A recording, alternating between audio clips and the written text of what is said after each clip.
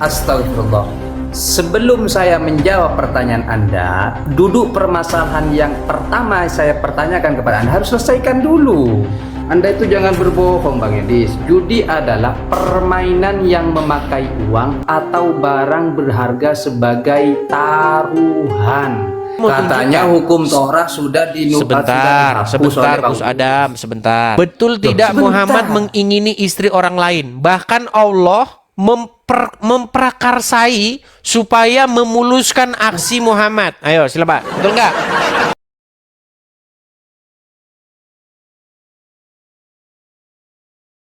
Lihat, Anda itu jangan berbohong, Bang Edis. Judi adalah permainan yang memakai uang atau barang berharga sebagai taruhan. Jadi saya dengan Bang Edis itu naruh uang. Kemudian ada bandarnya. Bandar inilah yang nggak harus ada bandarnya. Itu. Kalian dua orang pun, sebentar, dua orang pun bisa melakukan perjudian, nggak harus pakai bandar. Misalnya begini, oke, contoh begini, Adam, Anda dan saya bertemu, oke? Yeah. Kemudian kita punya koin nih, koin. Nah, koin ini kita lempar nih, mau apa nanti yang keluar, terus kita nanti pasang uang, siapa yang menang tebakannya, berarti uangnya itu jadi milik dia, betul? Iya, itu asalkan uangnya dikumpulkan. Iya, artinya mereka berdua sudah sepakat bahwasanya kalau nanti gambar yang keluar A, berarti uangnya jadi milik si Anu, kan begitu? Iya, nah, paham. Intinya di dalam perjudian tersebut ada nggak keinginan untuk memiliki harta orang lain? Tidak, dia tidak ingin. Makanya saya bilang kurang-kurangin benturin kepala ke ubin. Gimana ini begini? Uangnya itu 2 kali lipat dengan apa yang dia pertaruhkan. Oke lah, intinya begini saja Gus Adam. Makanya saya bilang begini. Rugi saya kalau menghadapi Gus Adam orang seperti ini untuk diskusi offline. Kenapa? Orang lawannya aja seperti ini.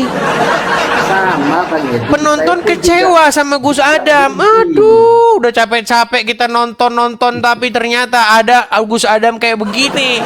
Sekarang gini saja Gus Adam. Sebentar. Itu gini. Itu framingan. Gini.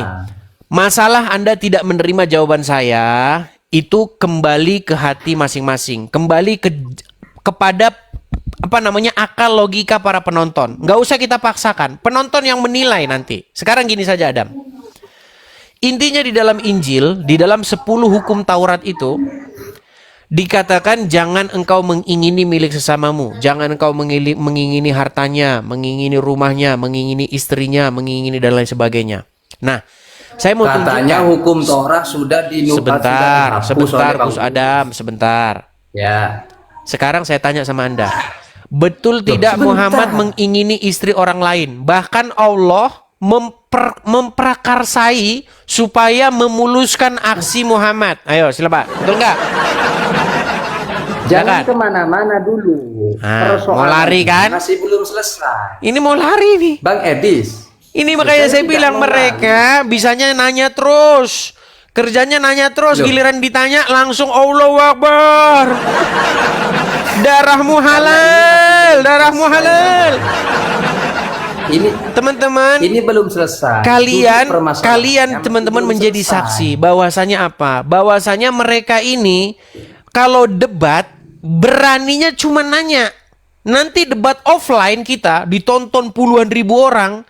Itu yang terjadi akan terjadi chaos, akan terjadi huru-hara. Kenapa? Karena ketika Muslim ditanya, penontonnya bahkan panelisnya itu ikut-ikutan ngamuk. Begini Bang Edis, saya tidak mau debat kusir. Oke, coba sekarang saya mau tanya. Betul atau tidak Muhammad mengingini istrinya Zaid? Coba jawab dulu Gus Adam. Astagfirullah. Sebelum saya menjawab pertanyaan Anda, duduk permasalahan yang pertama saya pertanyakan kepada Anda harus selesaikan dulu. Saya tadi sudah jawab mengenai Anda mengenai Anda katakan tidak ada larangan judi di dalam agama Kristen, itu deritamu. Yang jelas sudah saya katakan, ada ayat yang mengatakan jangan engkau mengingini milik sesamamu manusia. Iya, Jangan mana engkau tunjukkan mengingini. itu. Tunjukkan. Baik, saya tunjukkan ayatnya ya. Memang luar biasa. Saya tunjukkan ayatnya. Saya akan tunjukkan ayatnya yang berkata jangan mengingini milik sesamamu. Bentar ya. Sebentar.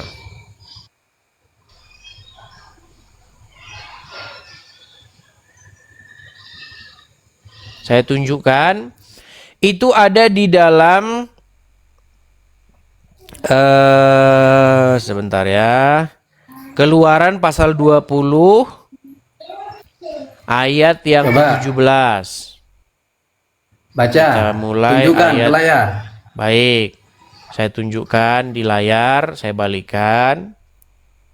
Oke. Kelihatan ya? Nih. Jangan membunuh, jangan berzina, jangan mencuri, jangan mengucapkan saksi dusta tentang samamu. Nah ini, yang ke-10 ini, 10 hukum Tuhan nih. Jangan mengingini rumah sesamamu. Jangan mengingini istrinya, atau hambanya laki-laki, atau hambanya perempuan, atau lembunya, atau keledainya, atau apapun yang dipunyai sesamamu. Jadi kalau kamu berangkat dengan temanmu, Berarti itu sebentar, mencuri, bukan perjudian. sebentar. Oke. Berangkat dengan kamu dengan maksud dan tujuan supaya kita mengundi atau mengadu sesuatu, melempar koin atau dadu segala macam. Tujuan saya apa? Tujuan saya kan mengingini isi kantongmu.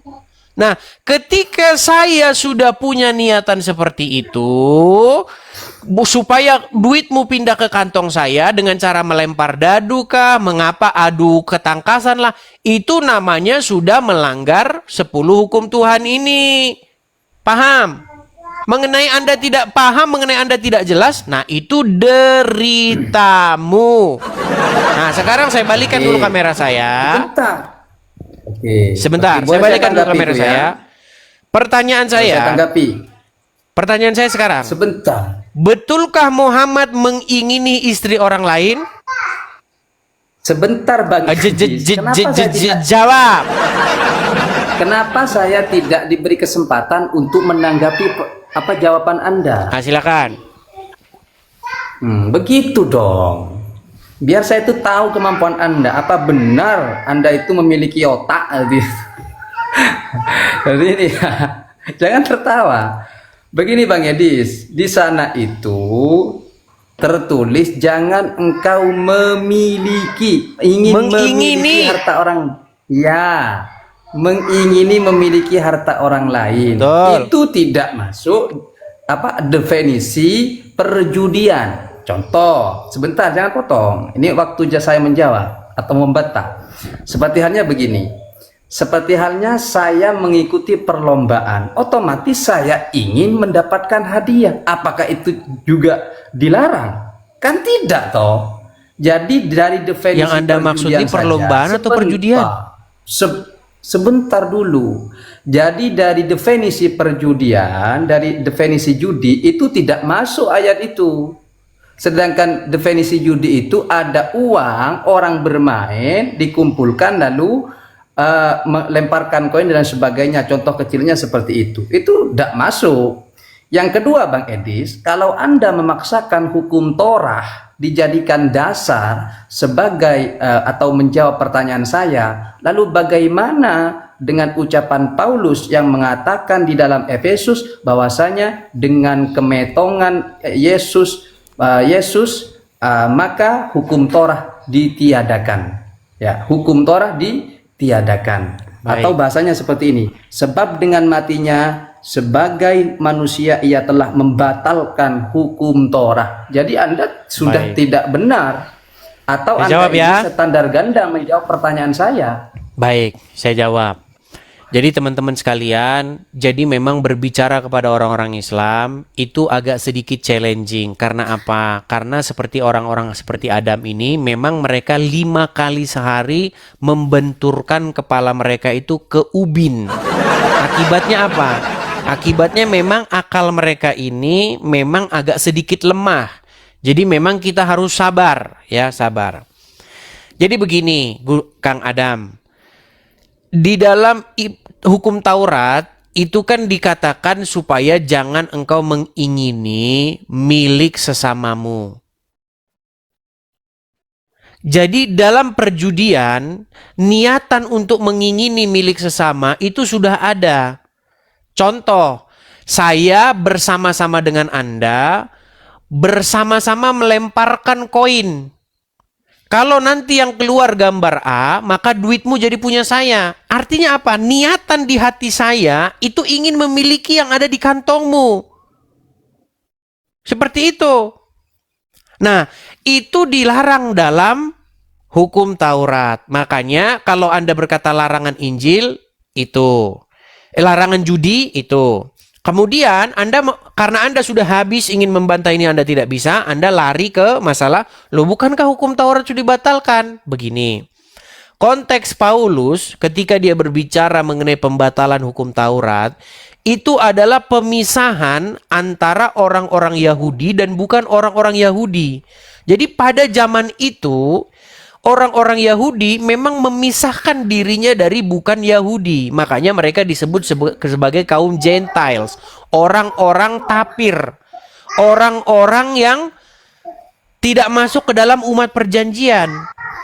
Nah, Itu dogma, bagaimana? dogma Sebentar, Bapak ini Gereja. saya lagi ngomong, Anda kejang saja ini. Gimana? Boleh saya ngomong?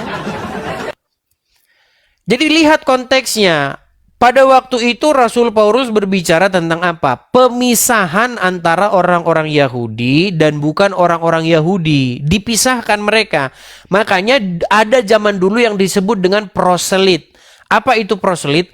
Proselit itu adalah upacara ritual, ritual keagamaan bagaimana orang bisa masuk, ya, bisa masuk menjadi seorang Yahudi itu dengan melakukan yang namanya upacara sunat. Dia harus disunat, harus begini, harus begitu. Nah, Paulus mengatakan dengan matinya Yesus, dengan disalibkannya Yesus, maka segala pembatasan, pemisahan, hukum ya, hukum tentang pemisahan, harus begini, harus begitu untuk masuk ke dalam umat Tuhan, itu ditiadakan. Makanya baca konteksnya. Coba baca ayat sebelumnya. Silakan. Sebab dengan Baca ayat sebelumnya dulu. Sebelumnya dibaca dulu Gus Adam. Coba kamu baca Berarti 3 ayat atau 4 ayat sebelum Paulus ngomong begitu. Coba. sebentar Bang Edis. Iya, saya itu tidak boleh didikte sama jenengan. Begini. Ya, coba dibaca ayat sebelumnya biar kita tidak kehilangan konteksnya. Ayo, silakan. 4 ayat Ini. sebelumnya coba baca. Ini, Kristus baca. sudah memenuhi seluruh perintah dan peraturan hukum Taurat dengan menguburkannya dirinya di kayu salib. Melalui penguburan itu kita semua bisa berdamai dengan Allah dan menjadi umatnya. Hal itu berlaku untuk orang Yahudi maupun bukan Yahudi. Ingat, Oke, stop. maupun bukan orang Yahudi. Oke, jadi itu berbicara mengenai orang Yahudi dan bukan orang Yahudi, betul? Iya, sebentar dulu, jangan dipotong. Karena pada Di waktu mata itu Allah, orang Yahudi dan bukan orang Yahudi dipisah-pisahkan, dibeda-bedakan. Terus, sebentar dulu Bang Edis, Anda ngomong dari tadi, saya dengarkan. Ya, bukan lagi dua kelompok berbeda. Dengan demikian Kristus sudah merobohkan tembok permusuhan dengan menghapus pemisah antara kita. Sekarang itu kita dari bangsa mana menjadi seperti satu tubuh. Oke. Akan iya, tetapi itu maksudnya. Sebentar dulu, lanjutannya, ia telah membatalkan hukum Yahudi Ya, dengan semua perintah dan peraturannya. Jadi, hukum Torah itu, kitab Torah itu adalah kitab-kitabnya orang Yahudi. Yang mana Anda Nah, sebentar makanya dulu. ya gini. Inti dari yang disampaikan oleh Paulus itu adalah bahwasanya Yesus telah merobohkan tembok pemisah antara orang-orang Yahudi dan bukan orang Yahudi. Makanya, Oke. kalau orang ingin masuk ke umat perjanjian, mereka tidak harus melakukan ritual proselyt lagi. Sekarang sudah waktunya gantian saya untuk bertanya kepada Oke, Anda. sudah Bang Edis, ini waktunya saya istirahat. Ya. Kalau di Tidak saya mau bilang gabung. teman-teman, kalau Bukan. Muslim ditanya, lari mereka tunggang langgang. Bukan Ya begitu. sudah, nggak Soalnya, apa-apa Adam, saya kecewa. karena kami sudah tahu Berdiskusi tabiat-tabiat dengan- kalian. Nanti kalau ditanya, betulkah Muhammad mengingini istri orang lain? Ah, halal darah orang ini, halal ini orang, harus dipenjarakan ini orang. Coba Gus Jangan Adam. Bang Edi, Betul jangan tidak? narasi seperti itu. Oke, betul tidak Muhammad mengingini istri orang? Oh, tidak benar. Ya sudah, Oke, begitu saja. betul tidak istrinya Begitu Zaid saja. akhirnya jadi istri Muhammad? Sudah, saya mau turun dulu ya. Saya mau turun dulu karena perdebatan ini hanya debat kusir. Ya, mulai dari tadi. Oke lah, yang baiklah, saya jangan pertanyakan dipaksakan oleh kalau penonton. takut teman-teman. Kalau orang takut jangan dipaksakan karena memang dia penakut.